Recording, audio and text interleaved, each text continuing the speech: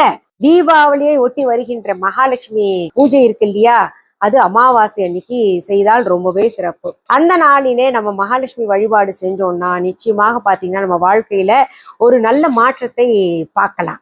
அதனால முடிஞ்சவங்க என்ன பண்ணுங்கன்னா, தீபாவளி அன்னைக்கு நம்ம 20ஆம் தேதி தீபாவளி இருக்கு இல்லையா, அன்னைக்கு காலையில தீபாவளியை கொண்டாடிட்டு பட்டாசெல்லாம் விட்டுட்டு மாலை நேரத்துல ஏதாவது பூஜை பண்ணணுமா அப்படின்னு கேட்டீங்கன்னா, அமாவாசை திதி மாலை நேரத்துல ஆரம்பிச்சிருது, 4 மணிக்கு மேல ஆரம்பிச்சிருது.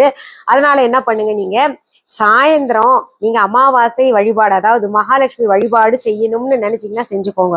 அப்படி இல்லைன்னா ரொம்பவே சிறப்பான நேரம் அப்படின்னு நான் சொல்றது 21ஆம் தேதி காலையில விடிக்காலையிலேயே பிரம்ம முகூர்த்த நேரத்துல இந்த மகாலட்சுமி பூஜை செஞ்சுக்கிட்டீங்கன்னு வைங்களேன், உங்களுக்கு ஒரு நல்ல மாற்றம் வாழ்க்கையில ஏற்படுறத நீங்க கண்கூடாக பார்ப்பீங்க.